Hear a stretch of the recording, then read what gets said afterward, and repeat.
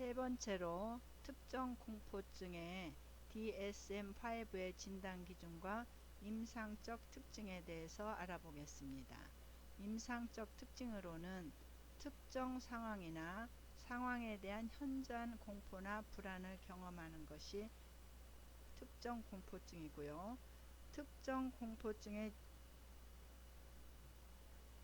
두 번째로 공포 대상이나 상황에 노출되면 예외 없이 즉각적으로 공포나 불안이 유발된다. 세 번째로 공포 대상이나 상황들을 회피하거나 심한 불안이나 고통을 지닌 채 견뎌낸다. 네 번째로 특정한 대상이나 상황에 의한 실제적인 위험과 사회 문화적 맥락을 고려할 때 공포나 불안은 지나친 것이어야 한다. 다섯 번째, 공포, 불안이나 회피 행동이 6개월 또는 그 이상 지속되어야 한다. 여섯 번째, 공포, 불안이나 회피 행동이 사회적, 직업적 또는 다른 중요한 기능 영역에서 임상적으로 심각한 고통이나 손상을 초래한다. 다음에 이러한 장애는 다른 정신장애 증상에 의해 더 잘 설명되지 않는다.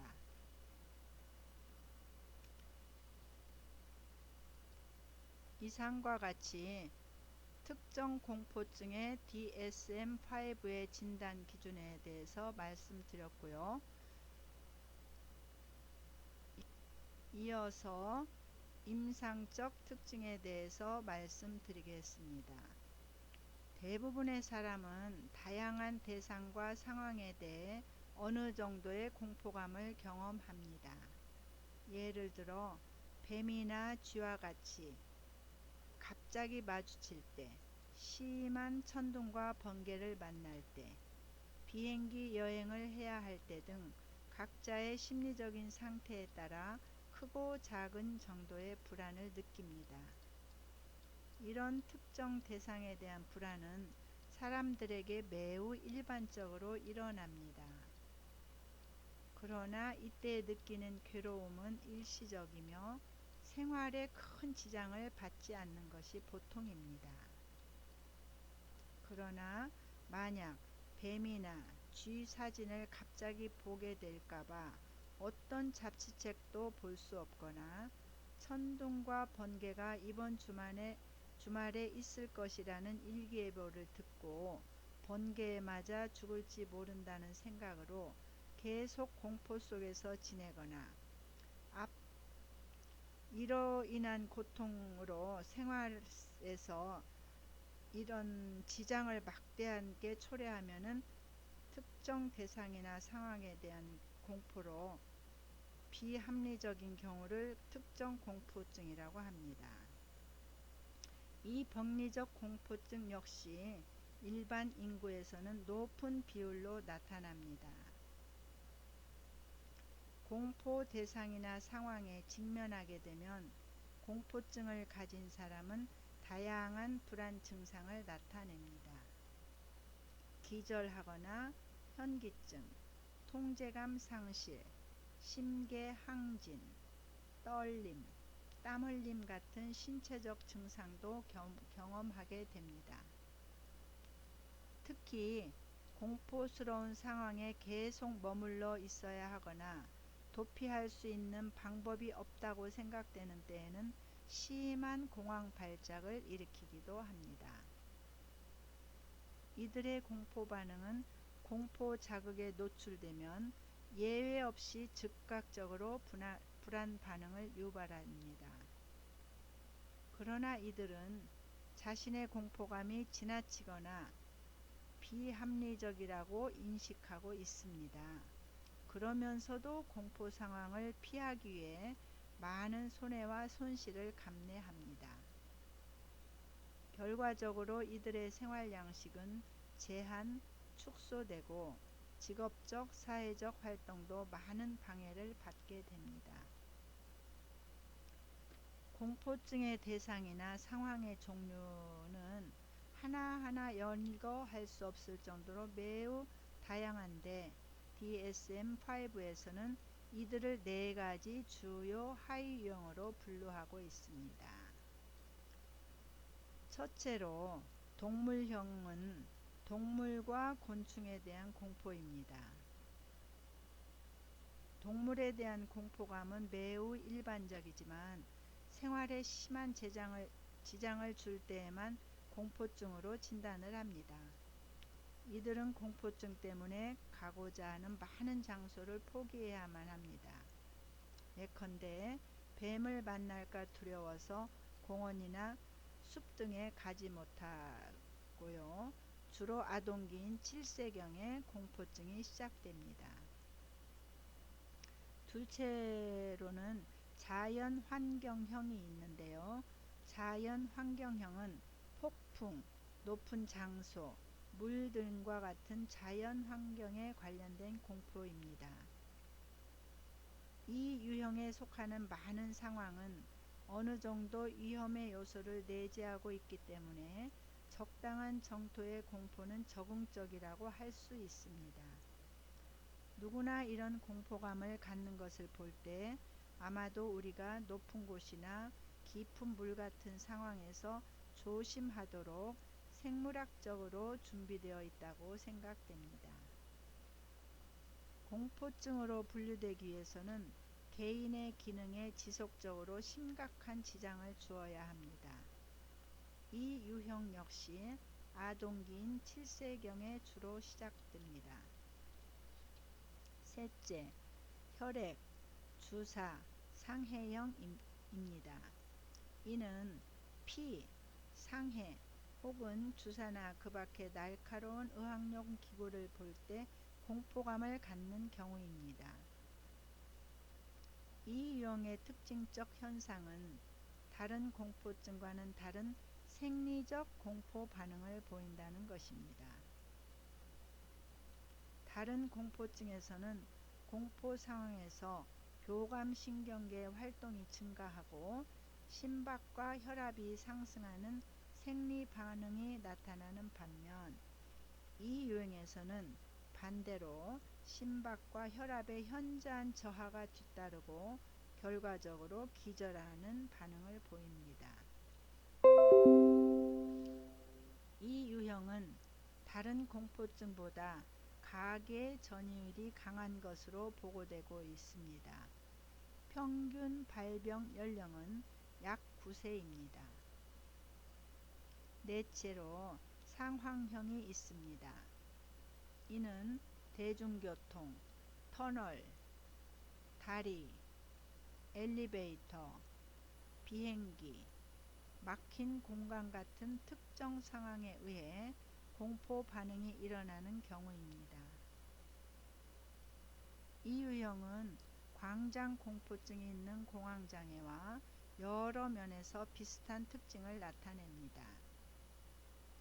다른 점은 이 유형의 공포증은 그들이 두려워하는 특정 상황 밖에서는 공황 발작을 일으키지 않는다는 것입니다. 반면에 광장 공포증이 있는 공황장애는 언제 어디서 예기치 못한 공황 발작이 출현할지 알 수 없습니다. 아동기 혹은 20대 중반에 가장 많은 발병률이 나타난다고 보고되고 있습니다. 다섯 번째로는 그 밖에 다른 자극에 의해 공포증이 유발되는 경우로 여기에는 질식, 구토, 질병 등을 일으킬지 모른다고 생각되는 상황을 두려워하거나 회피하는 경우가 있습니다. 예를 들어 질식 공포증의 경우 약이나 음식, 음료를 삼키는 데 공포를 갖고 있습니다. 이들은 쉽게 삼킬 수 있는 음식만을 먹으려고 하기 때문에 결과적으로 체중 감소뿐 아니라 심각한 영양적 손실에 따른 건강 문제를 일으킵니다. 아이들의 경우 큰 소리나 분장한 인물에 대한 공포증을 갖기도 합니다. 그 다음에 생리적, 인지적, 행동주의적 관점에서 본 원인에 대해서 말씀드리겠습니다. 행동주의적 합습 이론은 특정 공포증의 이해와 치료에 큰 기여를 하였습니다. 왓슨은 그의 유명한 실험인 어린 엘버트에 대한 공포 조건화 실험을 통해 인간의 공포증이 고전적 조건화에 의해 형성될 수 있음을 밝혔습니다. 즉, 개인은 어떤 일상적 경험을 겪은 후 이와 관련된 자극들을 공포증으로 발전시키게 된다는 것입니다. 그러나 그 후의 연구들은 대부분의 공포증의 고전적 조건화의 역할이 그렇게 크지 않다는 것을 보여주었고, 바로우는 적어도 3가지 다른 경로로 공포증이 발전할 수 있다고 하였습니다. 공포증에 대한 바로우의 모델을 살펴보면 다음과 같습니다. 첫째, 과거의 직접적 외상 경험이 공포증을 형성하는 경우입니다. 예를 들면 대부분의 질식 공포증을 가진 사람들은 과거에 질식의 경험이 있었고 공포증이 여기에서 연유되었음이 나타났습니다. 이 경우는 실제의 위험이나 고통이 경계 반응을 일으킨 경우입니다. 이것을 참경계 반응이라고 합니다. 두 번째로, 실제로 위험을 경험하지는 않았지만 공포증을 발전시키게 되는 경우입니다. 많은 공포증 환자는 어떤 생활 스트레스를 겪고 있던 중에 특정 상황에서 예기치 않은 공황 발작을 경험하게 됩니다. 그 후 이 특정 상황에 대한 공포증이 발전하게 되고요. 문책이라는 사람의 연구에 의하면 운전에 대한 공포증을 가진 사람 중 50% 정도의 사람은 운전 중에 어떤 끔찍한 사건으로 참경계 반응을 경험하고 공포증을 발전시키는 반면, 나머지 사람은 어떤 사고도 나지는 않았지만 운전 중 예기치 않은 공황 발작을 경험했고, 이때 자신이 차를 제어하지 못하여 도로에 다른 사람을 죽일지 모른다는 강한 느낌을 가지게 되었다고 합니다. 이들의 경우 실제 외상에 의한 참경계 반응이 아니라 단지 특정 상황에서 경험한 공황 발작, 즉 오경계 반응에 의해 그 상황에 대한 공포증이 유발된 것입니다. 세 번째로는 다른 사람이 실제 외상을 경험하거나 강한 공포를 겪는 것을 봄으로써 공포증이 일어날 수 있습니다. 즉, 대리적으로 공포를 학습하는 것입니다. 자기 부모가 다양한 상황에서 공포로 반응하는 것을 관찰한 아동은 그러한 반응을 정상이라고 간주하는 경향이 있다고 합니다. 실제로 어머니의 공포감과 자녀의 공포감 정도는 높은 상관관계가 있습니다. 그런데 이런 부모와 자녀 간의 높은 상관관계는 부모의 행동을 관찰한 대리적 학습의 결과일 수도 있고 위험에 대한 정보를 전수받은 결과일 수도 있습니다. 잠재적 위험에 대해 단지 반복적으로 주의를 듣는 것도 어떤 사람에게는 공포증을 형성하는 데 충분한 조건일 수 있습니다.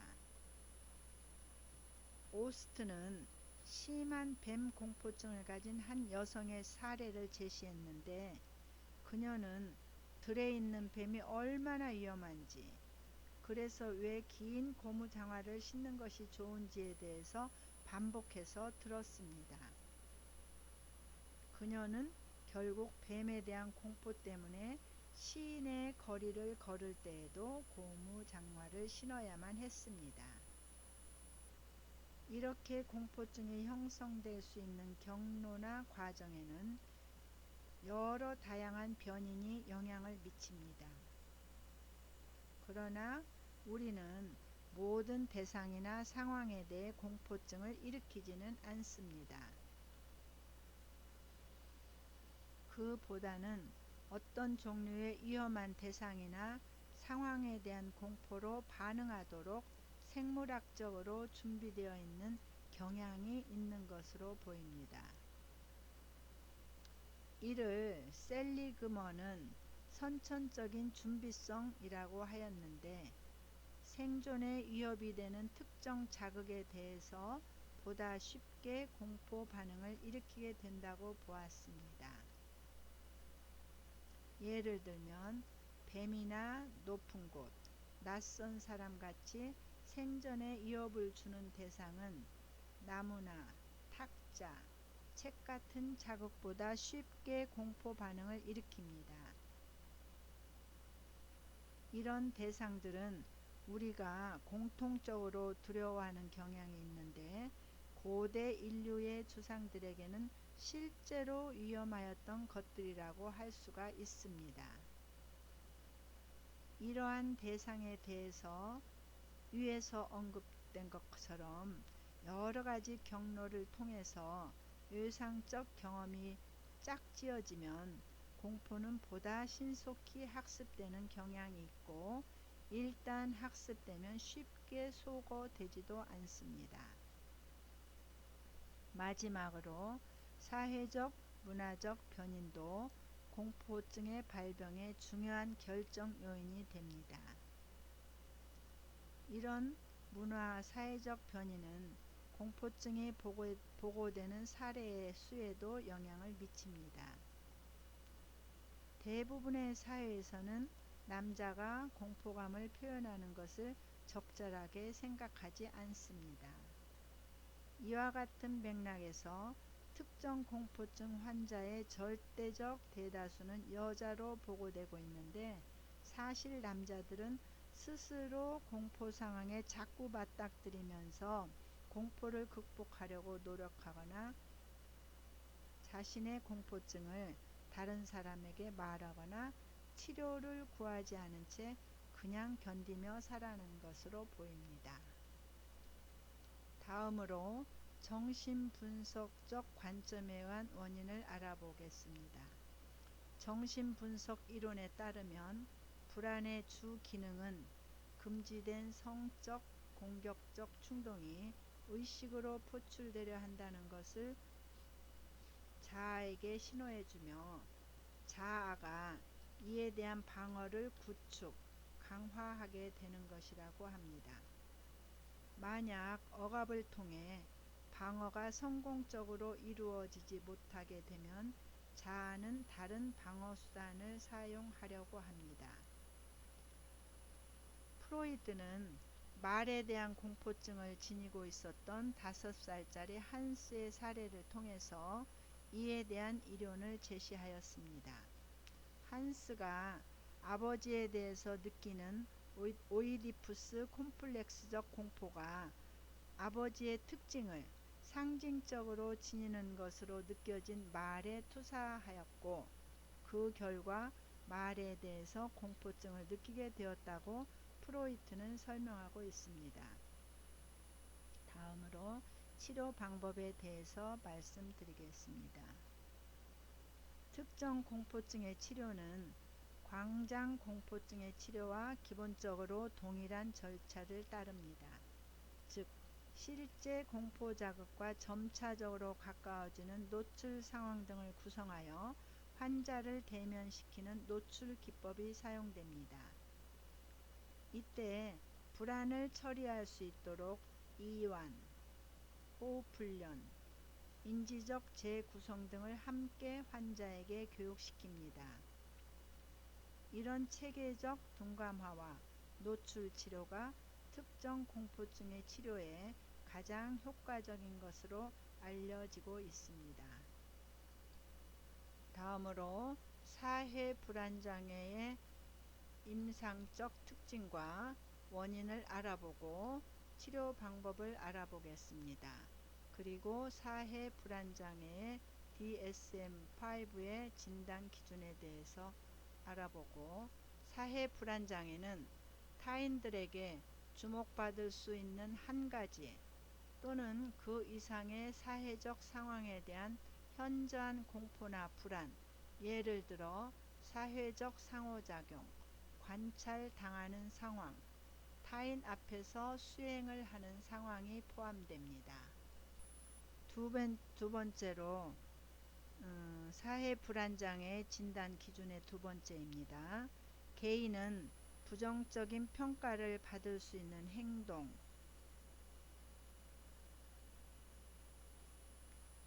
세 번째로, 사회적 상황은 언제나 예외 없이 공포나 불안을 유발시킵니다. 네 번째로, 사회적 상황을 회피하거나 아주 심한 공포나 불안을 견뎌낸다. 다섯 번째로, 사회적 상황의 실제적 위험과 사회문화적 맥락을 고려할 때 공포나 불안이 지나친 것이어야 한다. 여섯 번째, 공포, 불안이나 회피 행동이 6개월 또는 그 이상 지속되어야 한다. 일곱 번째, 공포, 불안이나 회피 행동이 물질, 예를 들면 남용약물, 투약이나 다른 의학적 상태의 생리적 효과에 의한 것이 아니어야 한다. 여덟 번째, 공포, 불안, 회피 행동은 다른 정신장애 증상에 의해 더 잘 설명되지 않는다. 아홉 번째, 만약 다른 의학적 상태, 예를 들면 파킨슨병, 비만, 화상이나 상해로 인한 결함이 존재한다면 공포, 불안이나 회피 행동은 이들과 연관되는 것이 아니거나 명백하게 과도해야 한다. 사회 불안장애 역시 특정 공포증처럼 많은 사람이 어렵지 않게 자신과 관련시켜 볼 수 있는 불안장애입니다. 사회 불안장애는 사람들과 상호작용해야 하는 사회적 상황에서 겪는 불편감이나 불안이 매우 심하여 이를 회피하려는 것을 주 증상으로 하며, 이 때문에 사회적, 직업적 기능이 크게 지장을 받습니다. 따라서 사회 불안장애를 사회공포증이라고도 부릅니다. 사회 불안장애가 심한 경우 친구를 사귀지 못하여 가족관계가 유일한 사회적 관계인 사람들도 있습니다. 직장에서는 하급 직원에게 지시를 내리는 어려움 때문에, 그리고 사람들과의 관계를 최소한으로 유지하기 위하여 승진을 거절한 채 말단 사원으로 지내기도 합니다. 아동의 경우 그부들 속에서 느끼는 심한 불편감 때문에 점심시간이나 휴식시간에 화장실에 숨어서 지내기도 합니다. 사회 불안장애는 이렇게 사람들 간의 상호관계를 맺는 것이 주 어려움인 경우, 이외에도 사람들 사이에서 또는 앞에서 어떤 특정한 일을 수행해야 할 때의 심한 불편감과 불안의 형태로 나타나기도 합니다. 후자의 경우 사회적 상호관계에서는 오히려 활발하고 사교적이면서도 특정한 상황, 예를 들면 사람들 앞에서 발표나 연설을 해야 할 때, 사람들이 지켜보는 가운데 무언가를 써야 할 때 등의 상황에서 심한 불안을 겪습니다. 네, 다음으로는 사회 불안장애의 원인으로 생물인지 행동주의적 관점의 원인에 대해서 살펴보기로 하겠습니다. 생물학적 준비성은 인간이 외부의 위험 대상이나 상황, 그러한 상황에 대해서만 공포로 반응하도록 준비된 것이 아닌 것 같습니다. 즉, 인간 상호관계에서 일어나는 잠재적으로 위험할 수 있는 사회적 자극에 대해서도 생물학적으로 두려워하도록 준비된 것으로 보입니다. 말하자면 우리는 화나거나 비판적이거나 거부적인 사람을 두려워하도록 준비되어 있는 것입니다. 오멘 등의 실험에서 나타난 결과에 따르면 피험자들은 다른 얼굴 표정보다 환한 얼굴 표정에 대해서 더 빨리 공포를 학습하고, 이 공포감은 다른 종류의 학습보다 훨씬 느리게 소거됩니다. 이렇게 환한 얼굴을 두려워하는 경향성 역시 우리 조상의 생존에 도움이 되었기 때문에 후손들이 물려받게 된 것으로 보입니다. 즉, 환하고 적대적인 사람들이 그렇지 않은 사람보다 상대방을 공격할 가능성이 높다는 것을 경험에 의해서 알게 되었기 때문에 이들에 대해 두려움을 가지도록 준비된 것으로 볼 수 있습니다. 정신분석적 관점에서의 원인은, 정신분석 이론에서는 사회불안장애에 대해서 유전, 기질적 요인과 환경 스트레스 요인 간의 상호작용을 강조합니다. 케이건의 연구에서 나타난 것처럼 어떤 아이들은 낯선 자극에 대해 행동적으로 위축되는 경향을 기질적으로 갖고 태어나는 것입니다.